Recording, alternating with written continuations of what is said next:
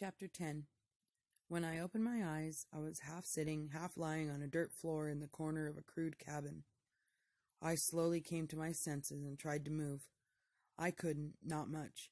It took me a while to figure out I was tied up, with my hands behind my back and my ankles bound. I slowly inched my head up so that I could see around the room.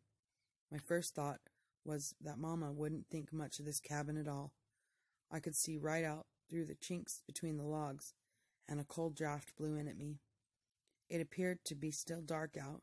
By the light from the fire, I saw things were thrown every which way around the room. Dirty blankets and clothes, unwashed pots and bowls, some animal hides which, not being properly tanned, stunk something awful. I could hear considerable cussing and muttering from the opposite corner. I wriggled slightly so I could look in that direction. Weasel sat on the floor, a large knife in his hand. He was digging at his ankle with the knife and saying words I'd never heard the likes of before. He appeared not to have noticed that I was awake, and I closed one eye so as to be ready to look like I was still asleep, if he glanced my way. His face was red and kind of wild looking. From time to time, he let off cussing to take big swallows from a jug that sat next to him on the floor. Then he'd clench his teeth so the muscles in his jaw bulged out and commenced digging in his ankle again. I caught little bits of what he was muttering in between all the cuss words. It seemed he was right put out about the fact that in 20 years of fighting Injuns, he hadn't gotten shot once, but here some squirt of a boy had made him shoot himself in his own leg. And I listened. It came to me that the boy was me. I felt right proud, though. I wasn't real clear on what exactly happened. I didn't appear to be hurt anywhere as far as I could tell, though the ropes were tied awful tight, and the ground was cold. Weasel's wound appeared to be hurting him something terrible. The jug, I figured, held whiskey to dull the pain. Watching Weasel cut and swear and drink, I thought about how Ezra's throwing stick must have made him shoot himself.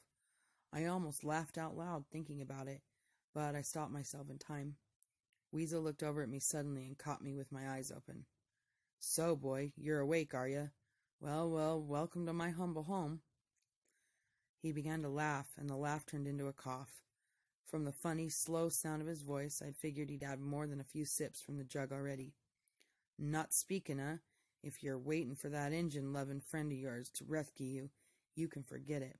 In case you didn't notice, he had a little run-in with me before, or didn't he tell you about it?" There was a pause, followed by a whoop of laughter. I said, "Didn't he tell you about it?" He laughed again, then stopped short and said, "What's the matter, boy? Cat got your tongue too? Hooey! Just call me the cat." His cruel jokes filled me up with anger, but I stayed quiet. Weasel kept right on talking. "Someday you'll thank me for taking you away from that scum, Ezra Ketchum. Famous government Injun fighter. Ha!"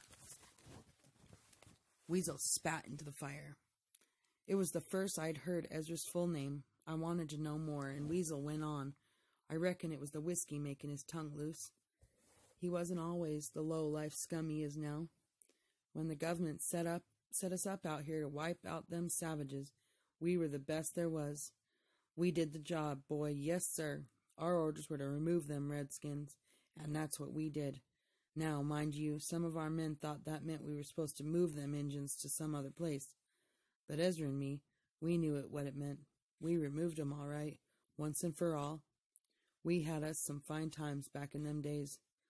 Weasel left off, digging for the bullet, and his eyes stared away somewhere. I figured he was seeing all those fine times he'd had. Then his face changed, and he stabbed the knife hard into the dirt floor.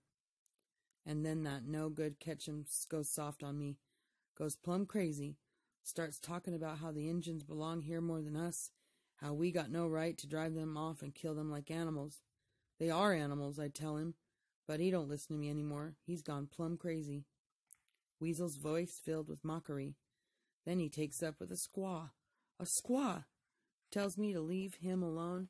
He wants to live with the Shawnees and be their brother. Builds an Injun house. Says the squaw's his wife and is gonna give him a son. A half-breed animal, I told him. It should be killed. Weasel's face was twisted up like a fist, and his hand clenched the knife and pulled it from the earth. He held the knife in midair and continued speaking, his voice filled with loathing.